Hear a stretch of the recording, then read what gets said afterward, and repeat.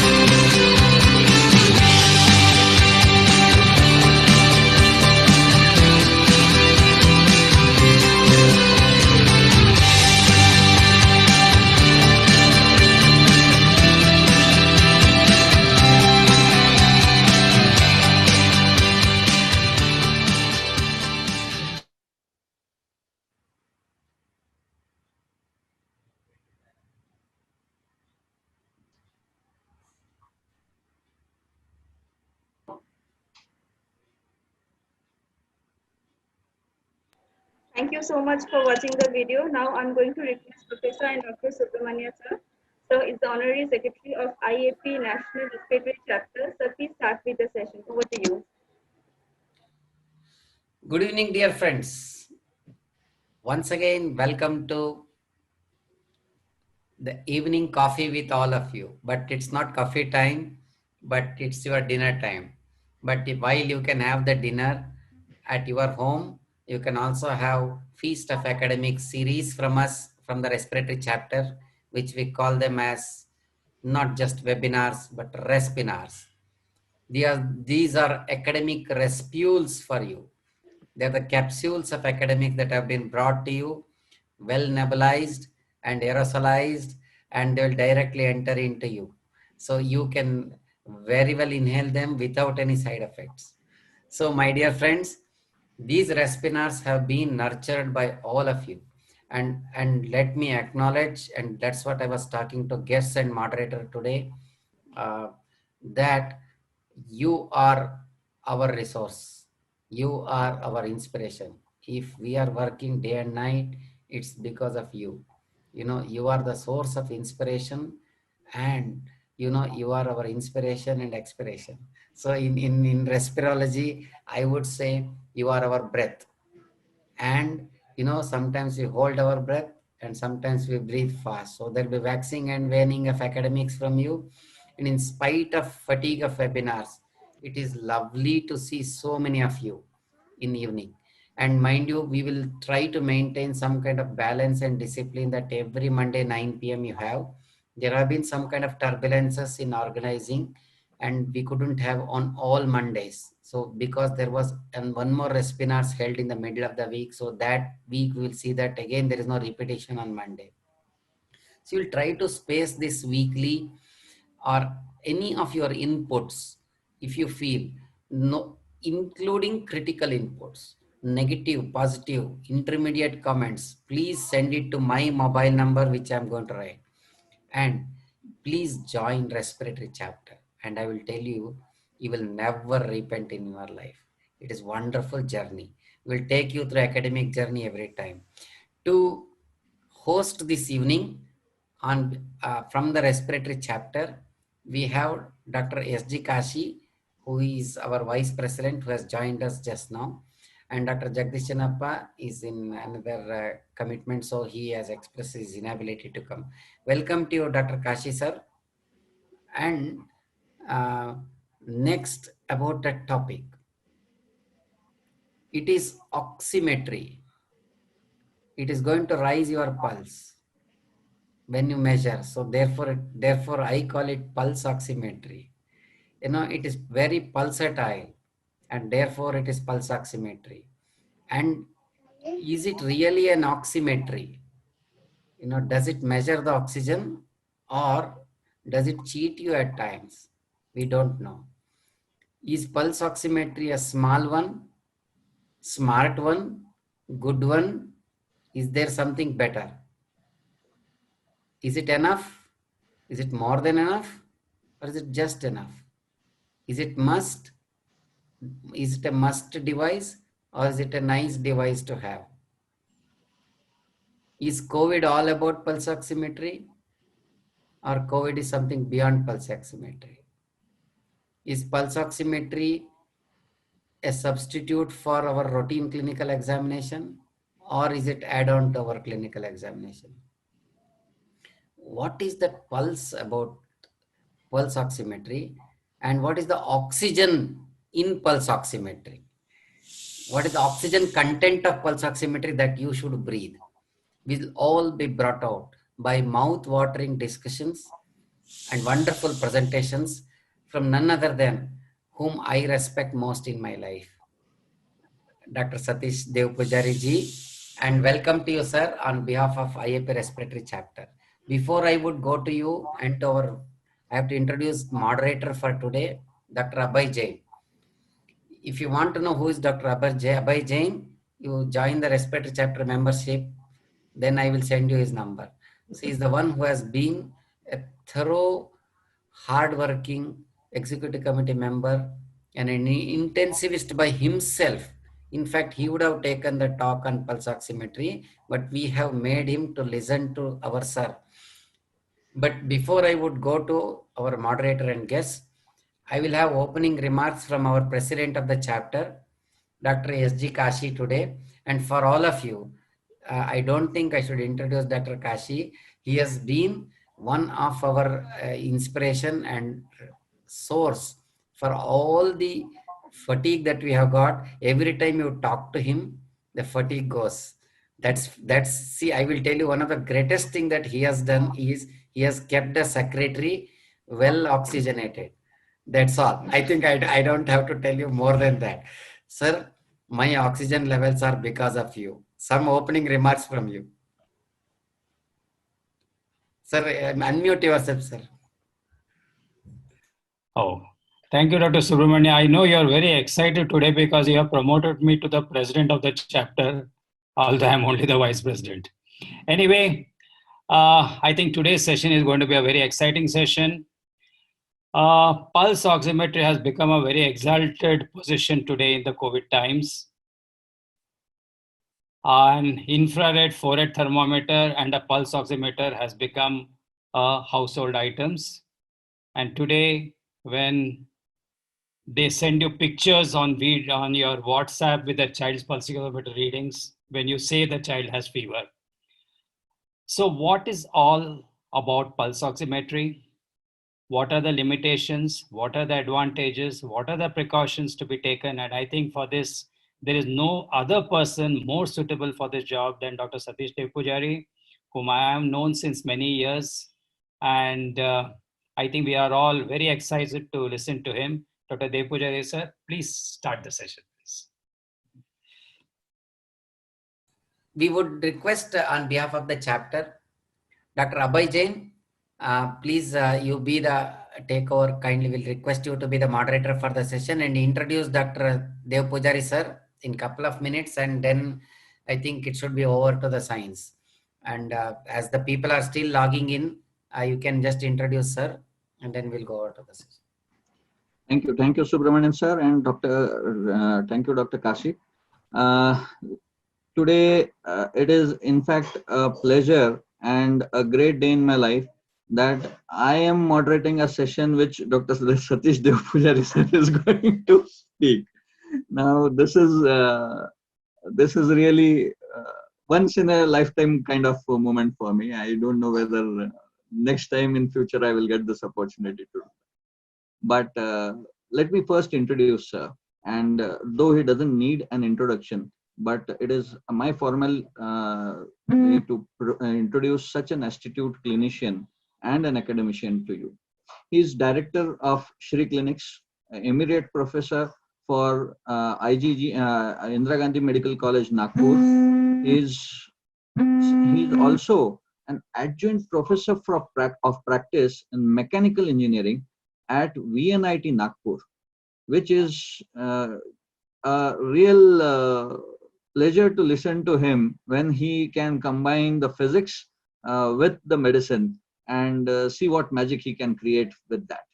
He's chairman academics, Nelson Mother and Child Hospital, Nagpur, and he's ex-chairman, national chairman for Pediatric Intensive Care Chapter, 1998 to 2000. He has got many other things to be said in his introduction, but these are the only few, and many of his expert qualities and his probably his passion he's going to discuss in the topic itself. But let us see what he discussed. Whatever he has not presented in the paper, in the talk, probably I will add at the end of the talk what extra he is into, like the apps and many more things which probably he will cover in his topic. Over to you, sir. It will be a pleasure to hearing you, sir.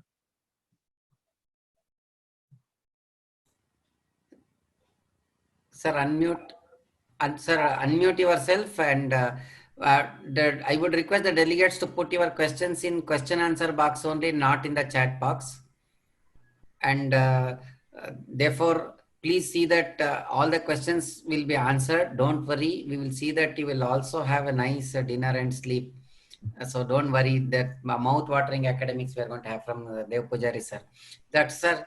Over to you, sir. Thank you, Dr. Subramaniam, Dr. Kasi, and Dr. Jain for giving me this chance. I hope you are able to see this screen. Yes, sir. Yeah. So we are talking about the fifth vital sign, and that is pulse oximetry. It is acknowledged as a vital sign now, apart from all the other 4 signs that we are familiar with. And it indeed is. It talks about life and death. It talks about the stability. It talks about perfusion. And it reveals a lot about how the oxygen is handled in the body. So, and I have no commercial interest in this topic. Now, Toku Aoki, that's how they pronounce his name as, was an inventor of pulse oximeter. He died at the age of 84, just about a few years back. And the Beer-Lambert equation is the fundamental basis on which we measure saturation. Now, while we are going through this topic, I'm going to consider history, hypoxia, and saturation. What is happy hypoxia? How about pulse oximetry and how it works? Various cutoff points, abnormal hemoglobins, and things like this. You know, in maybe a few months, we would have a Wedding Ring 2020, which could be a working pulse oximeter. And what I showed you is an actual product. It comes as a ring. It works like a ring. You know, maybe your wife is happy when you give this ring to her. This could come from respiratory chapter as a gift to a lot of their members to make their family happy. So it could be as small as that. And it is seriously a wonderful creation. Now we have oximeters placed in the esophagus, in the nares, and things like this. So it's a wonderful piece of art and science. Interesting history of pulse oximetry is in the Second World War. In fact, and the person who was a witness to this Dr. Mark Rogers is a very good friend of mine. And he came and stayed with me in Nagpur and gave a presentation on Second World War and science. And, like his own vision and his own, he just narrated his story. So when the planes were flying for about more than 15,000 feet above sea level, somewhere around 20,000 feet, the pilots would become hypoxemic. And a lot of deaths were reported during these instances. And that's where the pulse oximeter generated. And most of the important advances were somehow related to war. The first commercial oximeter was by HP Corporation. And guess the cost, 1,000 pounds. That's about 9 lakhs of rupees in today's situation. And see how the cost has gone down. It used a heated probe. I remember one of the first oximeters that I bought, we used to be concerned about the heat that gets generated. And we were very concerned whether it would burn the skin. And now that thing no more exists. This is about an artistic view of how an alveolar arterial gradient looks like. We're just discussing about the presentation. The colors in the scheme are red, green, and blue matched. And sometimes it is said that this matching helps in making presentations better. So everything, when you talk about oxygen, is all about alveolo-arterial gradient. That's where the real trouble starts. That's where the issue of tissue oxygenation begins. When from environmental oxygen, we are not able to transfer that oxygen to the pulmonary capillaries, we are in serious trouble. And in fact, I have an app which I really wish you all download. Presently, there are about 240,000 users across the world. Unfortunately, in India, still, the number is not much. These are free apps. And, if you look pulse oximeter, if you look oxygen, the most crucial thing that you must, in your mind, calculate is how effectively oxygen is getting transferred from the alveolus to the pulmonary capillaries. Now, a small little sketch to show as to how oxygen goes from the environment into the lungs, and from there, blood, only 2% of oxygen is dissolved and 98% is bound to hemoglobin. 2% is measured by our blood gas machine. 98% is measured by the pulse oximeter. Now one might ask this question, if it is only 2% which is measured by the ABG, why the hell do you think of ABG so much more than pulse oximeter? The answer is that both have their importance. Pulse oximeter talks about the bulk of oxygen that should be delivered from the environment to the tissues. Who would drive this oxygen from the environment to the tissues? The answer is this 2%. So 2% is the driver that drives the whole huge bulk of oxygen from the environment to the tissues. So as you can realize, both are important and both are complementing each other in shifting the oxygen from the environment to the mitochondria where it is used. When you come to assess oxygenation, and very easily do that, you could monitor it over a period of time, keep a trend of what's happening very easily without any pain. Pulse oximeter stands at the highest platform. ABG is the gold standard. We would, as we go through, take into consideration as to what is good in pulse oximeter and what is good in ABG. But please keep this in mind, that 90% of oxygen is bound to hemoglobin and only 2% is free. This 2% is the driving force of oxygen from the environment to the mitochondria. Now, I took this video just about when Dr. Subramaniam told me to take a lecture on pulse oximeter. Now, a lot of time the question is asked as to which pulse oximeter you should buy. How do you check it's working all right? Now see the two pulse oximeters, the white one and the blue one. Now see the white one, you see the blinking light there. And the blue one is a Chinese product. It does show you a red light, but it's not blinking. Now, sometimes, and it's not that this is a very important test, but it is important for the pulse oximeter to be emitting rays which are blinking, so that frequency of the blinks is important to assess as to how it is measuring saturation. So in the pulse oximeter, there are two important things: emitters and detectors. Emitters emit the light, and detectors, when the light goes through the finger, through the blood, which could be arterial, venous and tissues, and is measured at this end, while it is going through this, it detects the percent of saturation. So that is how it works, and it is important to realize that the pulse oximeter uses spectrophotometry to determine the proportion of hemoglobin that is saturated with oxygen. This was a brilliant research and seriously deserves a lot of acknowledgements.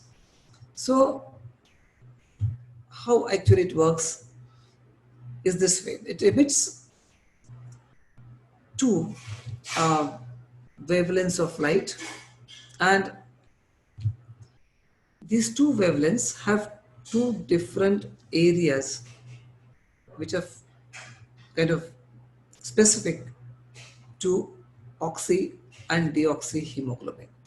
Now, what you see here, one second, I'll just, so what you see here is actually light absorbance and light at two wavelengths which illuminates hemoglobin in blood. So the ratio of light absorbance between oxyhemoglobin and the sum of oxyhemoglobin plus deoxyhemoglobin is calculated and compared with previously calibrated direct measurements from arterial saturation. So what scientists have done is that they calculated the ratio as to what is reaching at this end and compared with this with actual ABG, and have drawn a graph which calculates for us what the oxyhemoglobin percentage is, and that is what is reflected in the pulse oximetry reading. You see here the spectrum on which oxyhemoglobin is more favored is somewhere around 950 to 960 nanometers, as compared to 640 nanometers, where the absorbance is much more for the deoxyhemoglobin. For the sake of remembering, you could remember as 640 and 940. So these are two wavelengths which are very critical for the pulse oximeters to work. Now there are some new pulse oximeters which are also using some more wavelengths. We will see how they are slightly better than the conventional pulse oximeters. Now this is what the one which I was talking to about is a technology called Masimo. With this technology, you have more wider spectrum of emitters, and this makes it useful for picking up some abnormal hemoglobins. And it also detects oxyhemoglobin where the perfusion is not adequate. That is a problem with all clinicians. Sometimes the perfusion is not right and then the reading is not right. Now often the question is asked as to how would you know that the saturation that is shown there is really correct? Simple bedside test is measure the pulse rate clinically. And if you find the same pulse rate on your pulse oximeter, then trust that saturation. There's about 2% difference here and there, but by and large it correlates well. But if you're not able to correlate the pulse rate with the pulse rate shown on the oximeter, you should be careful on what saturation is shown there. So if I could pass on one simple message, while you're measuring pulse oximetric saturation, please clinically measure the pulse rate and correlate that. So that would give you a good prima facie evidence whether the pulse rate is correlating. In that case, the saturation also would correlate. Now, like one would wonder as to when the rays pass through a finger, how it picks up only the oxygenated hemoglobin and how it picks up only the arterial hemoglobin. So as I have shown you in this diagram, the arterial hemoglobin is, or the blood is pulsating like this. And when the rays are passing through the finger, it goes through the tip of that waveform and also goes through the lowest point in that waveform. And the microprocessor in the pulse oximeter will try and differentiate these two and will identify that this is the arterial blood. See, it could have easily confused with the saturation in the venous blood. But since venous blood is not pulsatile as much as the arterial blood does, and the microprocessor identifies that the ups and downs that it is noting in the saturation is of that magnitude that would reflect arterial pulse. It would separate arterial from the venous saturation. Then of course some tissues also work for it, but then the absorption for the tissues is much different. It's not very easy to explain, but I tried my best through these slides. And the idea is that you should know how the arterial pulse is separated from the rest of the absorbance. Now, why is pulse oximeters very kind of used rapidly? I've used in mass scale. One is it is rapid, it's very fast. It's at bedside, it is non-invasive, and it is continuous. Naturally, it's going to be used more often. We are comparing, every time we talk of pulse oximeter, we always compare with ABG. So if you compare with ABG, this is how it is different. But I'm sure soon enough, in the next 5 years, I'm very sure next 5 years, you would have continuous ABG analysis, which is not very far. So you could putting a probe which could give you PaO2, and it's almost there, but this will be a part of it soon. Anyway, till now we need to rely on pulse oximetry. Now, as we are incomplete without mobile phones, a lot of pulse oximeter sensors are now attached to a mobile device and can actually give you the saturation. But I'll kind of warn you, there are a lot of apps on smartphones which claim that they measure saturation. But this is a fallacy. Don't ever try and measure saturation by directly applying your finger to your camera phone. They are kind of fooling us. This is not the saturation. What I'm showing you is a pulse oximeter sensor actually attached to the phone. These are available and they can be actually attached to the phone. So the phone becomes the reflecting instrument, and the measuring is actually by the device attached to your finger. So that you can rely upon. But there's a lot of advertisement of apps. Some of them are paid apps. They claim that they measure saturation, but this is not true. So this is how it gets attached to a mobile phone. So, hypoxia and saturation. Oxygen is bound to hemoglobin and is dissolved in plasma. Oxygen could be bound to hemoglobin and could be dissolved in plasma. We have seen that only 2% is dissolved in plasma. For each 100 millimeters of mercury, only 0.03 ml of oxygen is dissolved in plasma. So it's hardly anything. 98% is bound to hemoglobin, and that's where our pulse oximeter is useful. Now, when the oxygen goes from the arterial end to the venous end, 100 ml of blood will deliver about 5 ml of oxygen.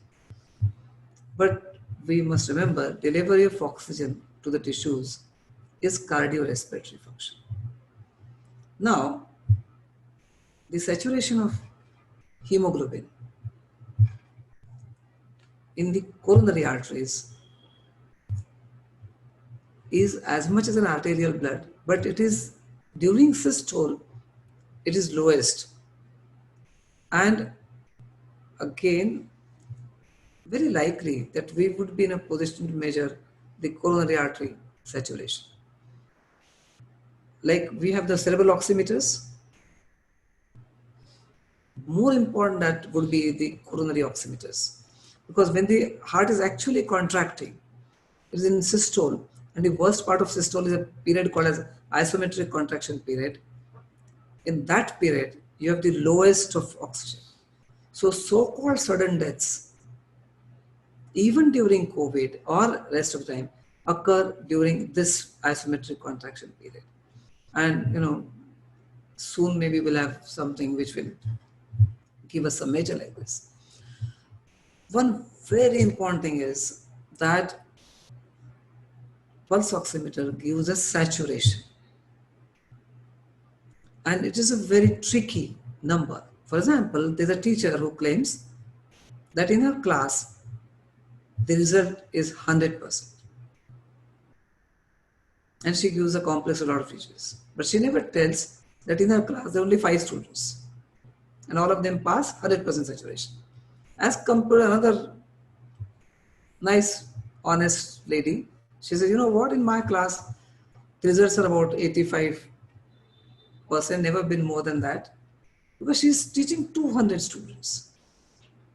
And out of 200, when it comes to 90%, the figure could be 180 students were passed. So, though it looks, though I'm trying to be more simple, but this is an extremely important thing. And what I'm trying to give at this point is, just because that the pulse oximeter shows 100% saturation, don't be assured that everything is perfect. If his hemoglobin is 5 grams, and all the 5 grams of his hemoglobin is saturated with oxygen, the saturation that pulse oximeter will show is 100%. Same thing as a teacher with 5 students in a class. So because it's 100%, everything is fine is not true. The moment you talk of pulse oximeter, the next reflex thought in your mind should be, what is the amount of hemoglobin present? Absolutely critical, because we are not worried about the saturation. I want to know, as someone who is a treating physician, is how does it reflect into amount of oxygen present in the blood? And that is a function of hemoglobin. So I just showed you, state transport bus. In the first one, you see 6 transport states, all of them are occupied, and that is 100% saturation. The next one shows you 4 seats, all of them are occupied, is also 100% saturation. And the third one shows you many more seats, all of them are occupied, is also 100% saturation. But the amount of oxygen present in all the 3 transport buses is different. The person who is sitting in the front is the driver, and he drives this bus from one place to the other place. So as Dr. Subramaniam was saying, as faculties, we are important. Equally important are the audiences. So this driver is in minority, but he drives the crazy bus from one place to the other place. So it's also important, that is by ABG, and the content of oxygen is essentially derived by pulse oximeter. But I'm again stressing this point. When you talk of saturation, think of hemoglobin.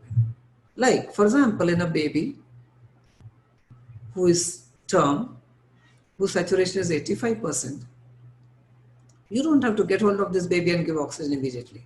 Baby is active, playful, accepting, feel all right. That 85% is because that the baby's hemoglobin is 22 grams per cent. Now 22 grams, if 85% gets saturated, is far more than someone with hemoglobin of 12 grams. So sometimes this saturation in percentage could be very deceptive, and the reflex knee-jerk reaction should be two things. One, whether the saturation is correct. So correlate the pulse in the pulse oximeter and the clinical examination of the pulse, and next moment, think of hemoglobin. So something about the VQ abnormalities. Now, why I'm saying this in the pulse oximeter? I mean, the respiratory chapter may say, Dr. Devapujari, your topic was pulse oximeter, and you're focusing on something else. No. What pulse oximeter is reflecting is how good the oxygen is getting transferred from the pulmonary capillaries to the blood and from there to the tissues. And everywhere the oximetry is the crucial thing. Now this relationship is extremely important. So every time you measure pulse oximeter, what in fact is sometimes not given well is this relationship. This relationship is better seen by an ABG as compared to pulse oximeter. And that happens because the peculiarly formatted and shaped our oxygen curve. From first MBBS, we have always been shown that the curve is like this. The curve is like this because it gives us a lot of physiological advantage. If the curve would have been straight line, you'll be shocked. You would have never stayed in cities like Bombay, Hyderabad, Bangalore, where you have multi-story building of 40 or 50 stories. You would have been hypoxic if the curve would have been straight line like this. So curve is like this because of certain physiological advantages you get. But the disadvantage that you get is that the saturation is not so much affected by this, but the free oxygen is affected by this. So sometimes when it comes to criticalities,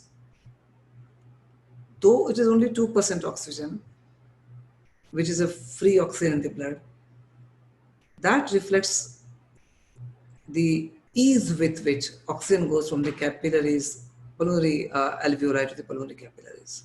So if you look into the way we define ARDS, is always AA gradient, which talks about the blood gas. So there are certain things which gives an advantage to PaO2 as compared to SaO2. So this is an app which is ODC app. This app actually shows you what is the content of oxygen. So you move the hemoglobin, and when you move the hemoglobin, you will immediately see the content. And you should be only contented in your heart when you see the content of oxygen in this app, which should be at least more than 14, 15. So enter hemoglobin, and if you have concomitant ABG, you will immediately see the content, and that is very important to know how much oxygen is getting transferred from the tissues to the mitochondria.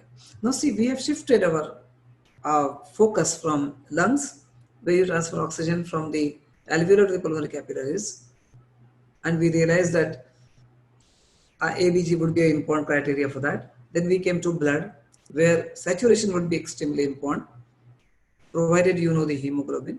And now we are talking about the tissues. Now this is another extremely useful. I've started using this. This is the VG of the app. I will actually show you mirroring my phone onto my Mac. So you just enter the FiO2. Now, a lot of friends would ask me, Dr. Devapujari, we don't have an FiO2 meter. Fortunately, now a lot of us have pulse oximeter. But you really, honestly don't need an FiO2 meter. Use the Venturi valves. And you know the exact FiO2 that you're delivering to the patient. Get it into the AA app, put in the pulse oximetric reading, or from the saturation, you can calculate the pulse oximetric PaO2 value, and you get an AA gradient. Though for this, it is imperative to have ABG. But this is the final thing which will tell you exactly how efficiently oxygen is getting transferred from the pulmonary capillaries to from the alveoli to the pulmonary capillaries. Of course, what you're showing now is an RQ respiratory equation, but forget about that. You know, you can also, if your patient is very critical, you know, flying in by helicopter to a better city, you can enter the barometric pressure here, which is measured by a lot of new smartphones. So this is the crux of all this talk. You see the journey of hemoglobin from the arterial end to the venous end is shown here. So the fall in saturation is very clearly shown. So from about 100% saturation to a saturation which goes down to levels around 80, the release of oxygen in the blood is about 5 ml per 100 ml of blood. Now you see, it shows a steep fall in the curve when you go beyond 90. That is why 90 is the crucial figure. Is extremely figure. If you I mean in 92, 93, and the moment it goes below 90, you are in serious. I mean, that's where the trouble begins. And that's where you are sure that the transfer of oxygen is not very good, and your saturation is going down below this, needs to be helped, definitely helped. And on one side, I'm giving you the content, on the other side is saturation, and on one side is PaO2. You know, we are always told a right and left shifts curve and the various causes, but you know, they are still not as important. I mean, they would hardly affect a transfer of about maybe 5 to 8%. So I don't think I would list out the various causes in this diagram as far as what shifts the curve to right or left. So saturation below 90 needs a close observation. The figure could be 92, 93, but surely saturation below 90 is something which is very, very important. And if that moment, if your pulse volume is not adequate, then you are in real trouble. I mean, you know, I might accept a patient with a saturation of 90, 91 if it's otherwise all right, and perfusion is very good. There could be still enough oxygen delivered to the tissues. But as I've emphasized, the third point, that when you talk of oxygen, remember it's a cardiorespiratory function. So when the first thing I think when I think of saturation is how is the perfusion, and that is another very, very important point. Now something about these certain abnormal hemoglobins like carboxyhemoglobin. You know, in this there could be a falsely reassuring pulse oximeter. So I don't want to get into the details of the biochemistry, but if you suspect abnormal hemoglobins, especially carboxyhemoglobin, remember that pulse oximetry could be fallaciously reassuring. Interestingly, HB1AC in diabetics, you know, I'm taking this for COVID also. So, you know, so a lot of them could be diabetic. In pediatrics also, diabetes is not uncommon. Sometimes HB1AC, more than 7%, could affect the pulse oximetric saturation. Should be worth keeping in mind. Now, methemoglobinemia we all know, again, I have a lot of cases, but I don't know if we all know now methemoglobinemia. Important thing would be these patients would have a blackish blue color, and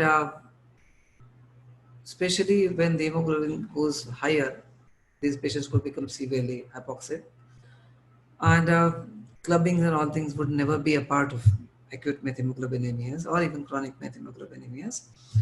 These patients would have a saturation fixed around 85%. But if you do an ABG, ABG could be more than 100, 200, depending on how much oxygen they get. So the moment you see a disparity between PaO2 and saturation, methemoglobin should be suspected. It's very, very important thing to keep in mind. Now, see, sulfahemoglobin very rare. Vital dyes. Now you must have heard of, I mean, I don't know what to call some of these fellows, using methylene blue for treatment of COVID.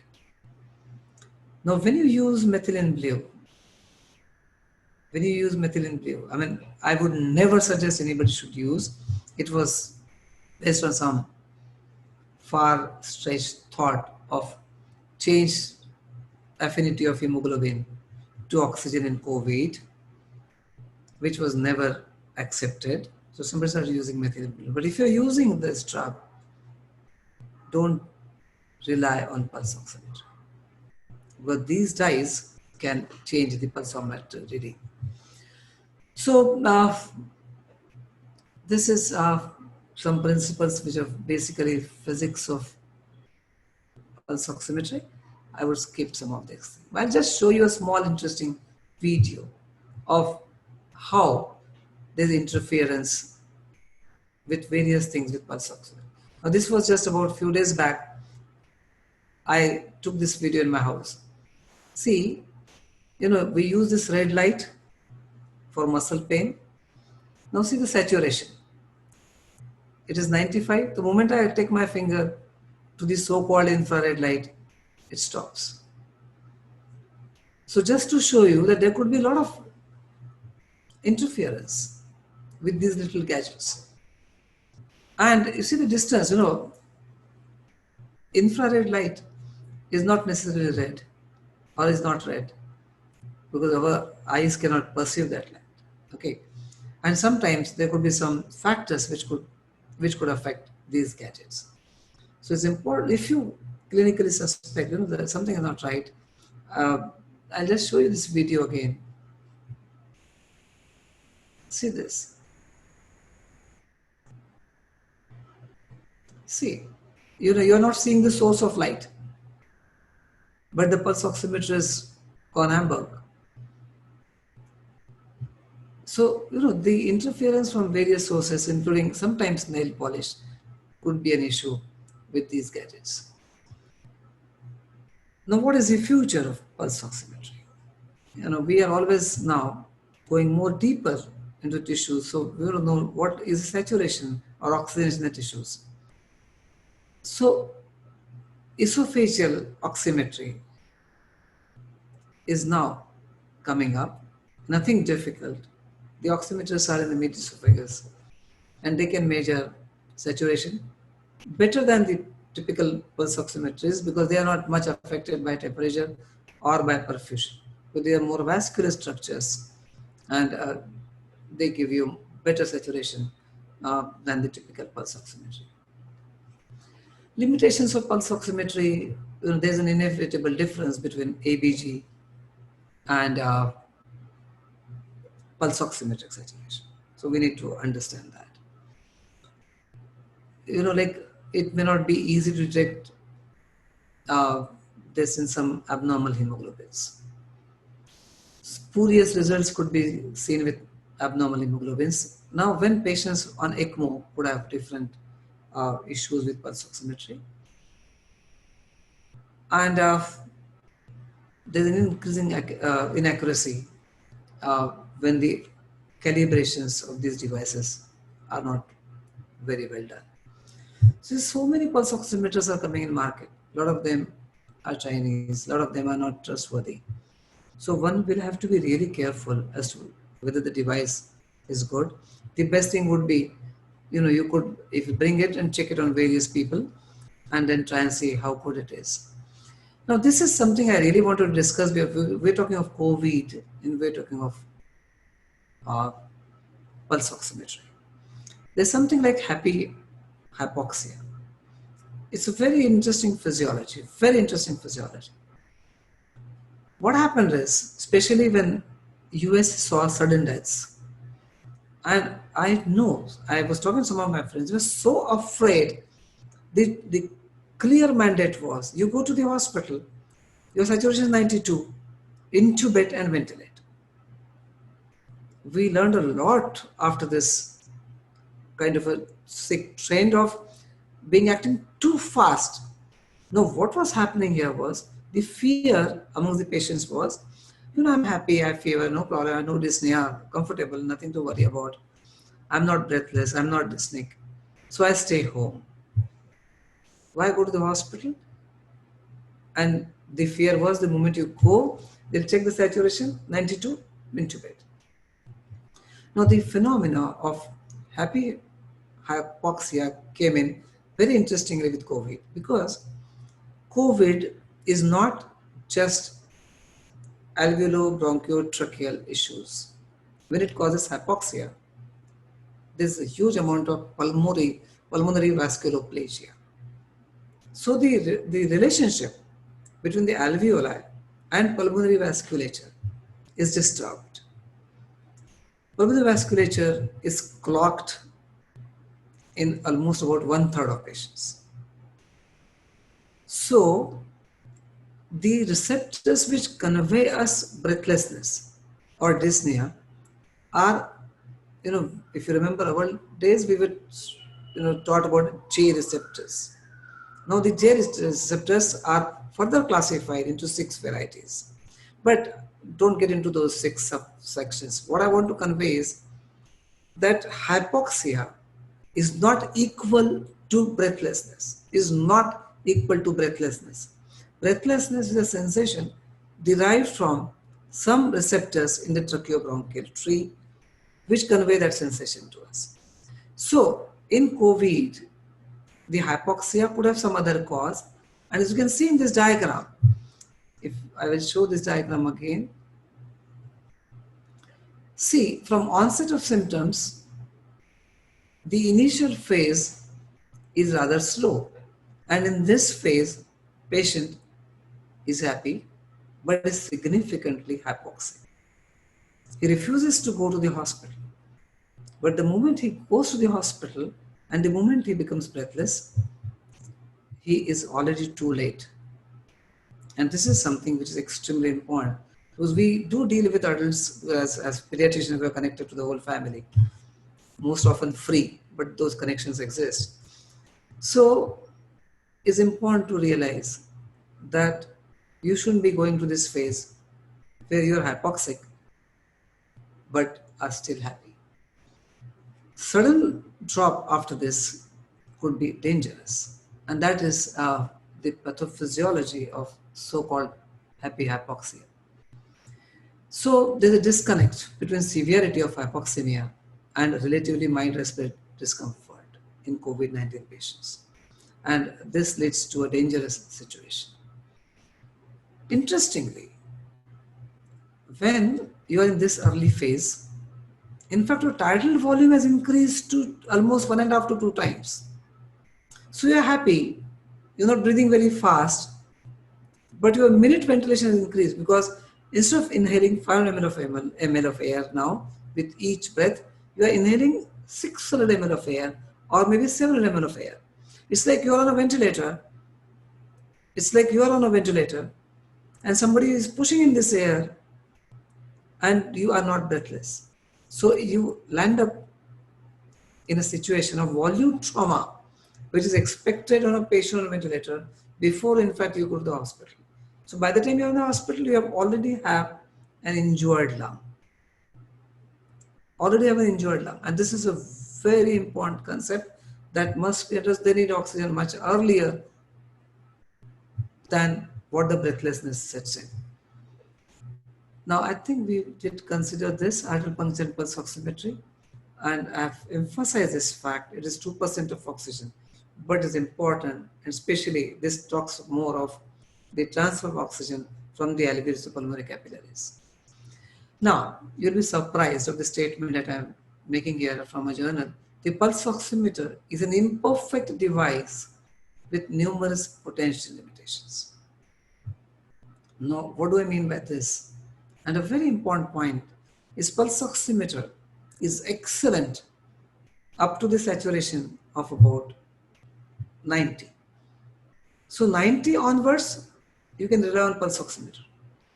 90 below, it could be deceptive. It could be grossly deceptive. And that's where you want it. That's where you need this device. When you're getting hypoxia, you need to monitor them closely. Okay, that's where it's life and death situation. In this stage of hypoxemia, I don't think I would rely on pulse oximetry as much as I would do when the saturation is above 90. So, pulse oximeter is an imperfect device with numerous potential limitations. And why imperfect? That's like जब जरूरत है तब काम का नहीं है, उस तरह की ये बात है. 90 के above ठीक चल रहा है, even if you know you're not tachycardic, you're otherwise comfortable, still, not in COVID, but otherwise you could still trust on it. But you need a pulse oximeter to be more and more reliable when the saturation is below 90. So some of the new technologies are emerging now, wherein the reliability of this at a lower zone is improving. Now, some of the novel areas where some limitations of oximetry are taken care of. For example, you have nasal LI site for pulse oximetry. Because the nasal mucous membrane belongs to our central core temperature. It is warm always, and there's good amount of vascularity. So some of these areas are like it's like rectal temperature, which tells us more than a peripheral temperature. Similarly, some of these areas we're going to see them more and more in time. Now, the grandfather or the father of pulse oximeter is co-oximeter. That's where you actually measure the saturation of hemoglobin. With pulse oximeter, you indirectly assess it. But with co-oximeter, you actually measure it. And if you have doubts about abnormal hemoglobin and things like this is what one would look at. Now, another very interesting, all neonates need oximetry. Very, very important. So among the fifth statement that I would like, every newborn baby, before the baby is discharged, must have a pulse oximetry done. Because, of 25% of infants with congenital heart disease are critically ill. 25% of infants with CHD are critically ill. And they can be very easily diagnosed with low saturation in the neonatal period by pulse oximetry. And avoiding or missing this point is increasing the morbidity and mortality.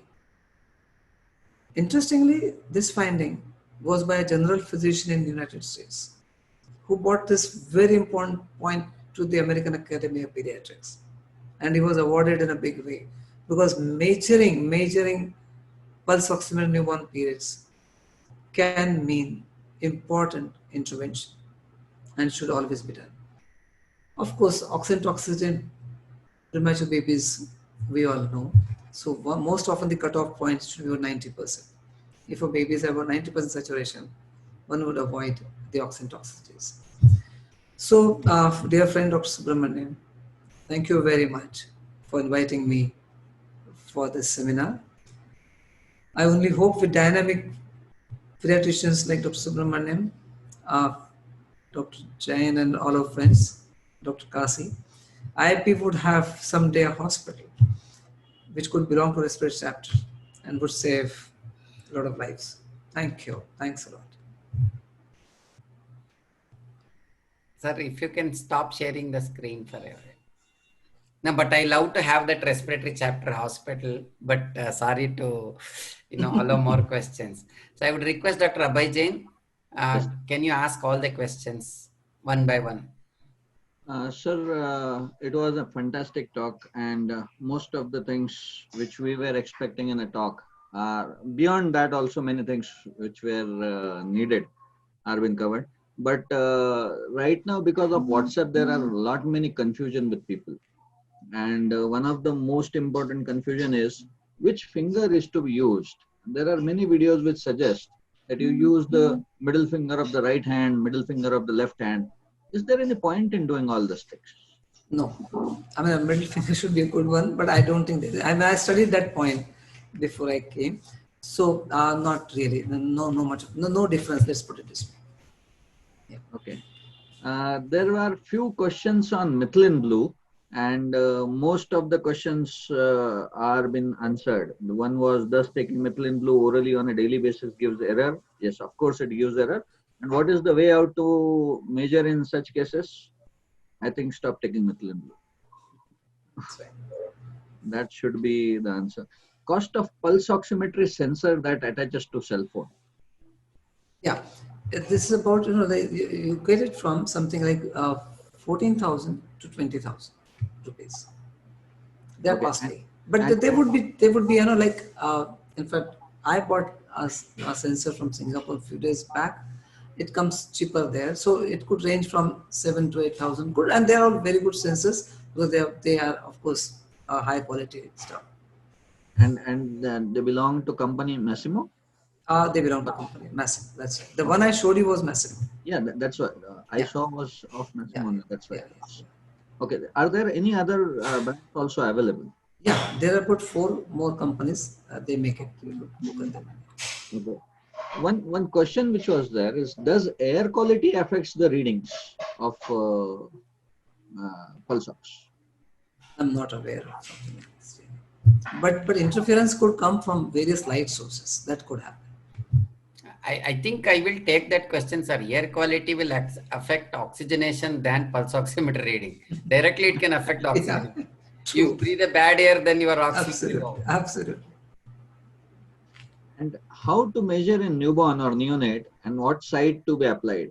Now the problem is probably they are thinking of the finger pulse ox which are available everywhere, Yeah. and for that they are asking how to measure in newborn. So that's a very good question. We need to use sensors for neonates. That's very important. And that's what you rightly say. I've seen people trying to use an adult getting 2 fingers in and things like this, but that's not really not correct. And of course, in ductal dependent circulations, we'll have to choose the hand so that we really know what's getting into cerebral oxygenation. Sir, just a question corollary to that. Can we use that newborn sensors for older? No, not really, because the distance between the receptors and the emitters is just about few millimeters in neonates. So you can't really use it in a bigger child or adult. Okay, one question was, which company pulse oximeter is the best? Difficult to answer, but Yeah. Sir, but we want some answer, sir. I see. Let me just put it this so way. just You because can- this you can thing just came tell- in, just because this Just tell thing for came some in, middle class I- pediatrician like me. yeah. Which one? I'm in my no commercial interest, but I was because this topic interested me a lot. So what I did was in my hospital, let's see, we got friends together, and one of the good Indian markets is BPL. BPL is a very good pulse oximeter because when we checked, we realized that was good. But I don't know whether that's right for me to say it, but that's what, because you asked me this question. So you are going for Make in India. Yeah, it looks like. Okay. Now, what is PI? PI is perfusion index, and is perfusion index reliable? Is one on two Yeah. sides? Not really. Not really. Okay. Sir, one important thing: does the technology in pulse oximeter makes any difference in the reliability of? Like many people are fond of Nelcor or Massimo instead of going for digital technology in pediatrics? Nellcor and Massimo are par excellence.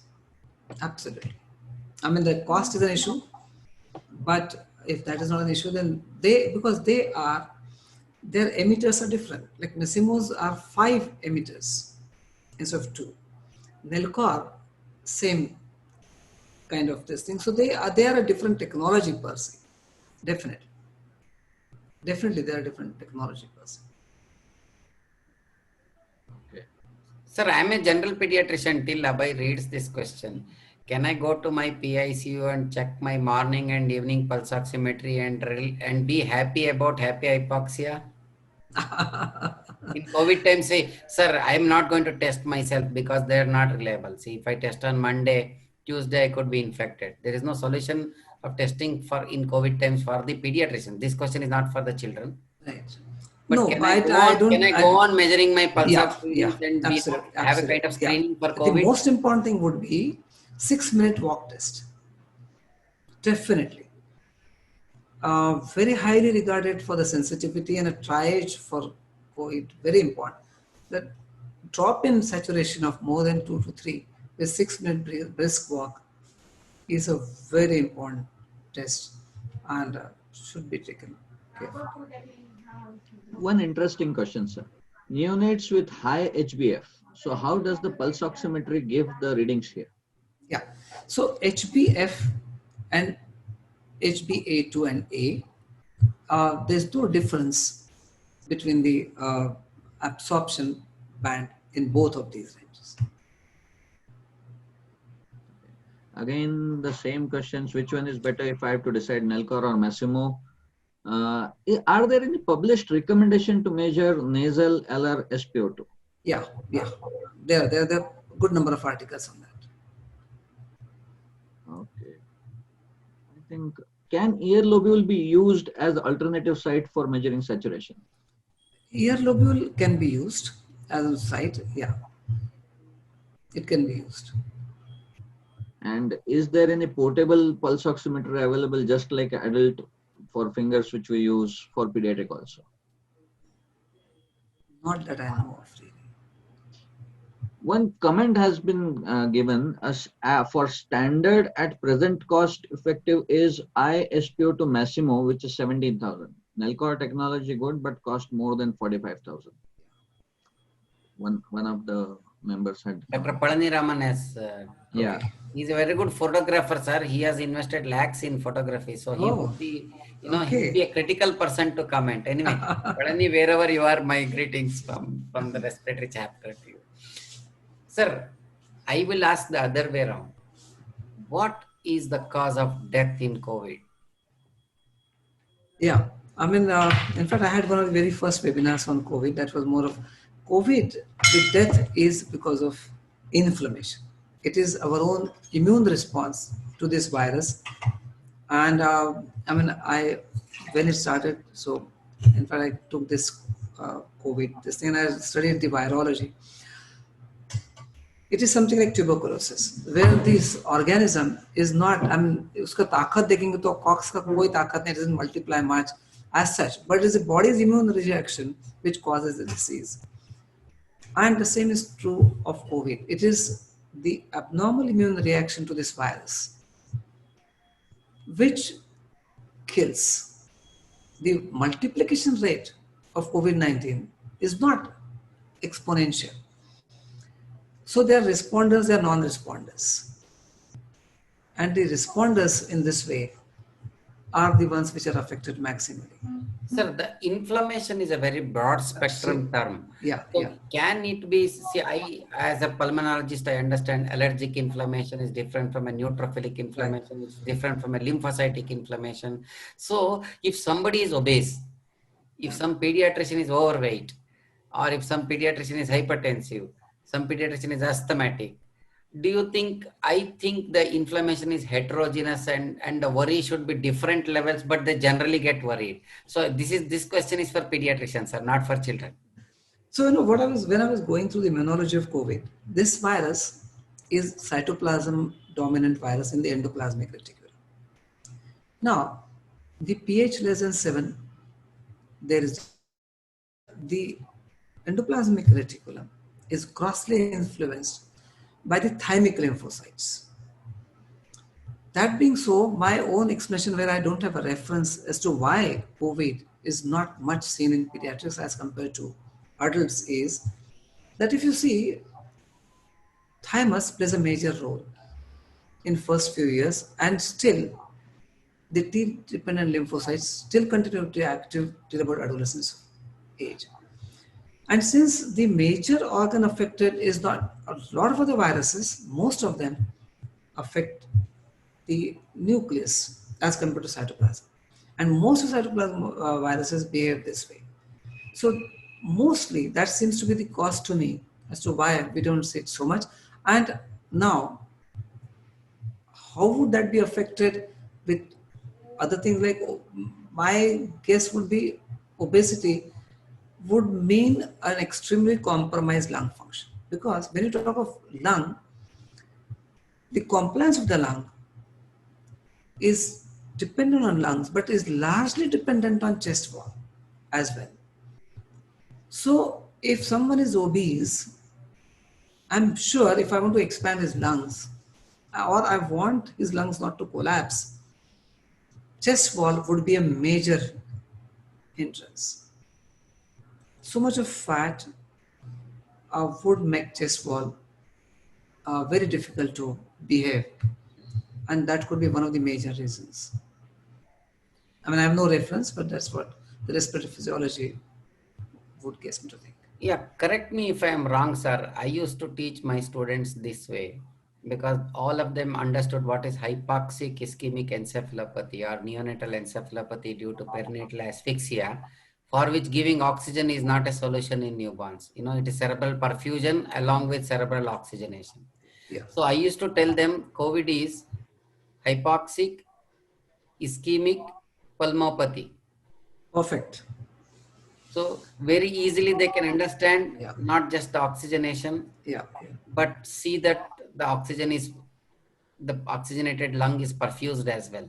And to add to that is pulmonary dysautonomy also, because definitely dysregulation. the relationship between the alveoli and the pulmonary And vessels. even if just for the benefit of pediatricians, even in newborn neonatal encephalopathy, there is autonomic dysregulation of Absolutely. flow, Absolutely. distribution. Absolutely. And I think if one can see very easily, they need not read so much of literature of COVID, you know, they have Yeah. already read hypoxic ischemic encephalopathy. Absolutely. They just replace lung with the brain. Then the whole thing is done, and newborn with an adult, Yeah. and almost Yeah. they're done. And Absolutely. I mean, I think I was just No, oversimplifying. I perfect. don't know. No, but yeah, just as Sir, perfect. sir, just one regarding pulse oximetry only. For the medical persons who are suspect COVID, who are already COVID, and who are going to become COVID and who are not COVID, tell us some regimen of pulse oximetry. I mean, I would say the 6-minute brisk walk would Okay. be very important. Because, even if, I mean, I'm sure everything is happening. So, we counsel adults because they are kind of known. So, the other day I saw someone with 92% saturation, but he was always comfortable, he was fine. So, suddenly they don't become serious. But if they walk for 6 minutes and brisk walk and the saturation falls, and with that change in heart rate, I would take this as a very important sign. Will that news break of COVID positivity will bring down oxygen levels? So you see so many breaking news in our TV. Yeah. And yeah, I agree, this could be one of them. Sir, last question, I don't know. Please just correct me if I'm wrong. Overuse of mask by the medical personnel has been real concern. I'm not talking of dermatological issues and other issues. Do you think wearing an oxygen mask, is it healthy, unhealthy from the perspective of oxygenation? We'll forget Can you COVID just for a repeat, minute. yeah, can you just repeat the question? Wearing an oxygen mask? Wearing a mask, no, not oxygen mask, Mask. a surgical mask, or I would say preventive mask for prevention. N95 mask. Is it healthy or not healthy Yeah, for? that's a very interesting question. Just about a couple of my friends, the last thing one should wear is a mask with so-called valve. That valve is not a filter, one, and that valve is a one-way valve. By God, if it fails to work, it will get everything into you. And when you exhale, you force your exhale through that aperture. In fact, it came in news lot often that these are not to be used, but still it looks very interesting and people use those words, so that I'm sure I will never use it. Other thing that I just saw, a very good OBGY, a good friend of ours, she purchased a very costly costly mask. It was supposed industrial mask. It had huge filters. It looked like she would be going to moon wearing that. But that is horrible. What I feel is those masks, you kind of, the moment you come out, those filters are the worst things that would get affected. So she goes home, okay, takes out that mask, takes out those filters. And where would the coronavirus go? And that is supposed to have a life of 15 days. So every time you put in those filters, in mining, that dust is not infected. So the industrial filters, which are those masks, are very costly. I mean, one is costing 2,300 rupees. 3,000.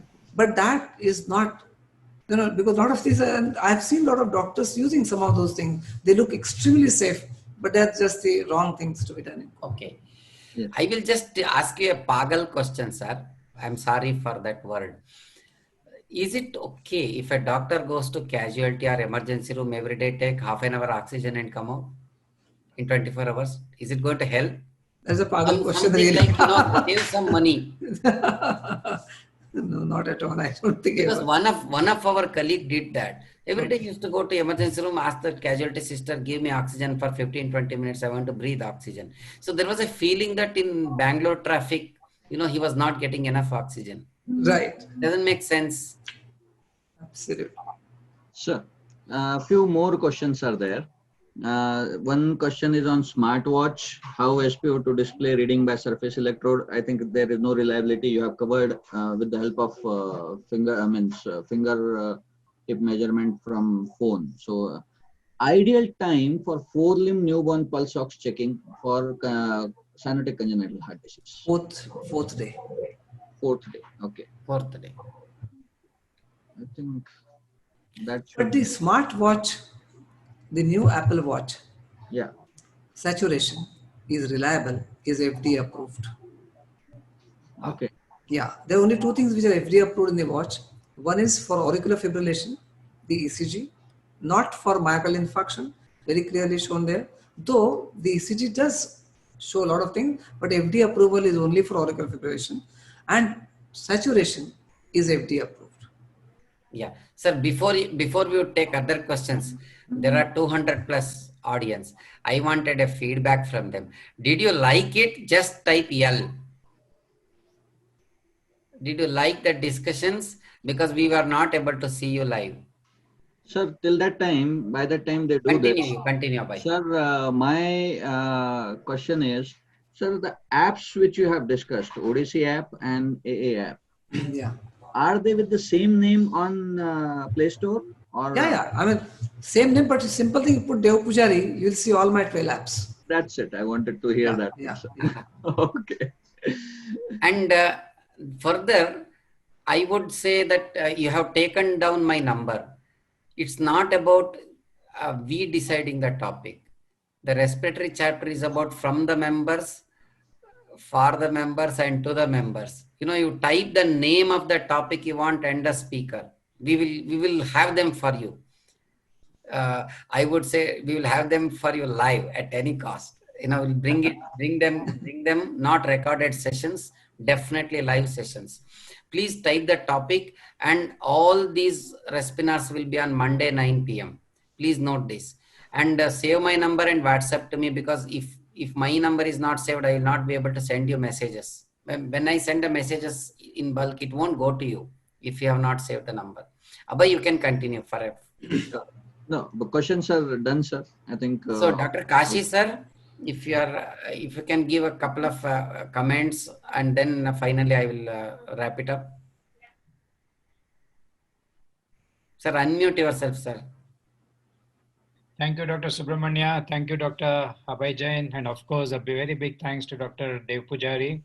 for this very lucid description on use of pulse oximeters. You went right from the physiology, the mechanics, to the fallacies in daily use, and also to what we can expect in the future. A very, very erudite discussion. And I think this is going to be a long way in helping us in interpreting pulse oximetry readings. Thank you very much again, sir. Sir, thank you, Kashi sir. We would love to have you again and again. And he is also a wonderful speaker. We are going to bring respiratory vaccines to your doorstep. Please be on the watch. So, Sir Devpujari sir, I am emotional personally. What a wonderful teacher you are, and what a wonderful human being you are. And you, at this stage, you take so much of pains to bring technology to everyone. And we will see that every one of you would get mouth-watering, brainstorming, academics, which will beat your webinar fatigues. And that's because we will not have crowded sessions. We'll have small sessions and more discussions. Next time or sometime, we will bring in experts and we will allow you to ask anything in respirology. You ask anything that you want. Let's not have a topic. Yeah. It's every time we decide a topic and delegates, they say there is no time, we'll go to the next session. No, we are for you and we will be for you. This purpose of this Respinar is not to spread from us to you. We want to learn from you. Please see that you send WhatsApp messages, become members of the chapter. Support us. You are our wealth and health. So we can breathe free, breathe well, and our oxygenation and SpO2 readings will be always above 90. Sir, recommendation is above 90 now, sir. So if there are 30,000 members, 90% of them should be respiratory chapter members. If our SpO2 should be above 90. So that is our target. So don't make us hypoxic. So wish you wonderful time. And I would see this youngster, Dr. Abhay Jain, has been a wonderful worker for the respiratory chapter. I'm using this worker because he's a grassroots worker of the chapter. So all of you clap for Abhay Jain also. CLAP, type CLAP. Encourage him. And what a wonderful session from you, Dr. Satish Devpujari sir. I will thank Dr. Kashi, Dr. Rajan, and finally you for bringing wonderful academics and all the audience. And a clap for yourself. So thank you very much. And good night. See you next Monday at 9 p.m. Sure. So with these remarks, we would say bye-bye. Thank you very much. Champake, good night. Good night. From all Thank of you us. all on behalf of Team Clornet. So we are going to close the session now. Thank you all. Thank you.